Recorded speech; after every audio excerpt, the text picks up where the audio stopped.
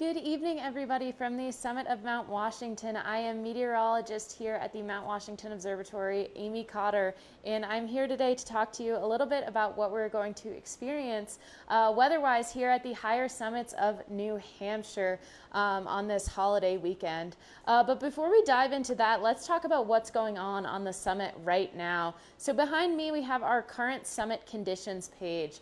Our current summit conditions page can tell us quite a few things. The first of which I'm going to point out is our wind speed. So our wind speed is right around 40 miles per hour right now, and it has been a relatively windy day up here on Mount Washington.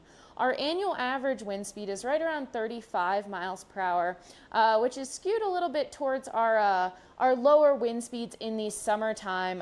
So this is a relatively windy day for July. Our temperature on the summit right now is right around 41 degrees, 40.6 degrees, and that temperature is pretty chilly for this time of year, which is actually why we do have a wind chill advisory still in effect until tomorrow morning.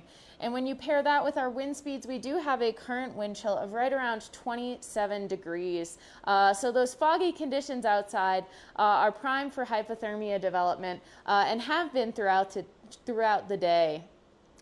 The last thing I'll point out on our current summit conditions page is our visibility as well as our weather. So our visibility and weather can tell us that we are in the fog right now. So our visibility on a day like today, we're at less than 1/16 of a mile, so almost 0 feet of visibility outside. And that FG stands for fog. And we can actually take a look at what that looks like outside today on our deck cam.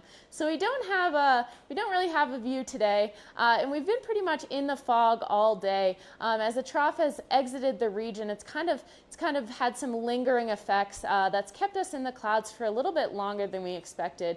But fingers crossed for some clearing overnight. But speaking of that, let's dive into what we're going to experience in terms of weather systems this weekend. So let's start with our surface chart. This surface chart tells us what's going on at the surface. And a couple things I'll point out on this. We've got those blue H's and those red L's. We've got high pressure systems and low pressure systems. So you can see that high pressure system spanning much of the northeast right now. However, as a trough exits to our east, you can still see some of that green shading. Hop back one. You can still see some of that green shading over in Maine with some precipitation as that trough exits the region. However, as high pressure builds in, we are expecting clearing overnight. And then that high pressure, that ridge will build in overhead tomorrow. So this is into Saturday morning, a little bit to our south. And as we go through into Saturday night, you will see this low area of low pressure traveling across the Great Lakes towards us. And as that low pressure approaches, it's going to stay a bit to our north on Sunday. So not a ton of precipitation that we'll experience from it on Sunday. However, you can see that there is a cold front associated along with it. So as that low pressure passes, it's going to drag that cold front. And that cold front won't particularly drop temperatures. However, what it will do is bring some precipitation to our region, potentially a little bit on Sunday afternoon and then a little bit more on Monday as that low pressure gets closer. But let's take a look at that precipitation going into this weekend. So you can see this area of precipitation over Maine here, some gray shading in northern New Hampshire this evening. And as that trough exits, there is a chance for the very far, far northern summits of Coos County to get a little bit of rain showers, but not super likely. And as we go into Saturday morning, we'll have that relatively high pressure building in, or that ridge building in. And then you can see there's a low pressure system much, much farther to our north, but the one that's really going to affect us is this low pressure over the Great Lakes here. And as it approaches, you can see that cold front that's associated with that band of precipitation as it drags that cold front along with it. You can see that northern New Hampshire gets a little bit of precipitation later in the day on Sunday. So potentially some showery precipitation Sunday afternoon. But let's zoom into New Hampshire here so we can see where that precipitation is going to be. So going into, this is Saturday night here, we're looking at, oh, sorry, popped too far ahead. That was Saturday night, and this is going into Sunday. So into Sunday, most of that precipitation will stay to our north. However, there still is a chance of showers here at the higher summits. And along with that cold front, we're going to want to take a look at what kind of instability it's going to bring to our region. So this map right here is showing us northern New England, Vermont, and New Hampshire here, as well as surface-based capes, so convective available potential energy. That tells us a little bit about the instability of the atmosphere. So let's take a look. As we go into Sunday afternoon into evening, you can see there's lower levels of cape in our area, potentially bringing a slight chance of thunderstorms into the afternoon. However, most of that instability is gonna hold off until the start of the work week. All right, so let's dive into our higher summits weekend hiking forecast now that we understand a little bit about what's going on in the atmosphere. But from now until July 19th, which is our annual Seek the Peak fundraiser, our Higher Summits weekend hiking forecast will be sponsored generously so by Oboz Footwear. And Oboz Footwear is fantastic for not just sponsoring Seek the Peak, but also for sponsoring us up here on the summit and providing us with fantastic footwear. We recently got new footwear for the summer. I chose the Mid-Katabatic hiking boots. They are waterproof, which is fantastic, so they keep our feet nice and dry up here during some pretty wet weather. And of course, with our winter boots nice and warm throughout the extreme winters up here on Mount Washington. So thank you to Oboz for not just the great footwear, but also for sponsoring our weekend hiking forecasts.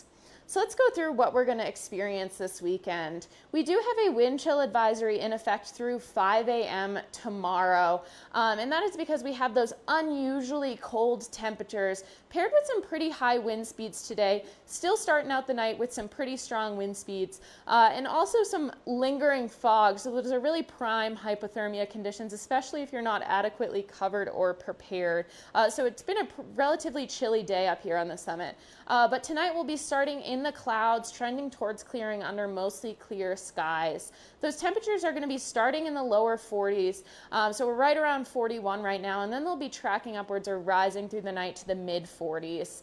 Those winds will be starting pretty strong northwest at 50 to 70 miles per hour with gusts up to 80 miles per hour early, and then decreasing, so it's already seemed like they've started on their decreasing rapidly to around 25 to 40 miles per hour around midnight and 15 to 30 miles per hour later, so those winds will be on their downward trend throughout the night.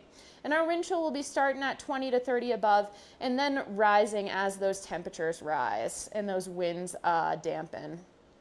Moving into Saturday, that wind chill advisory is going to lift super early tomorrow morning, leading the way to a day that's going to be mostly in the clear, potentially some lingering patchy fog in the morning, but mostly in the clear under partly sunny skies, with some temperatures in the mid-50s, so much closer to seasonal averages tomorrow, and winds northwest shifting west at 20 to 35 miles per hour early, 15 to 30 miles per hour midday, and 20 to 35 miles per hour later. So there'll be a little bit of a lull in those winds as that ridge crests overhead. But as that ridge exits the region, those winds are going to pick up a little bit, and as that low pressure tightens that pressure gradient, we'll see winds increasing into Saturday night as well.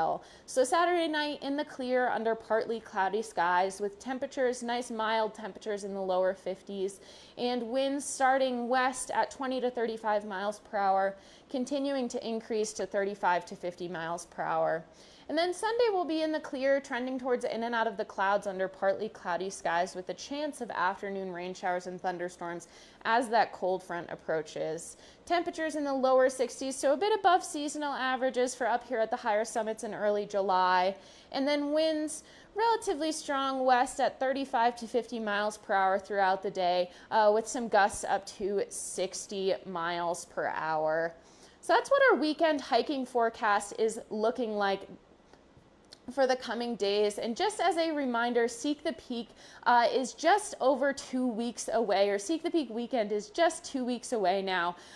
So Seek the Peak is our annual fundraiser. Our Après Hike Expo at the Great Glen Trails will be hosted on July 19th with lots of food, brews, gear, live music. Lots of fun on July 19th at Great Glen Trails. So that's just a little over 2 weeks away. And you can register up until day of. So join us for hiking, food, and fun, all while supporting the observatory on July 19th. All right, well, I hope everybody enjoys their weekends, whether you're finding a way up to the higher summits or not on this holiday weekend.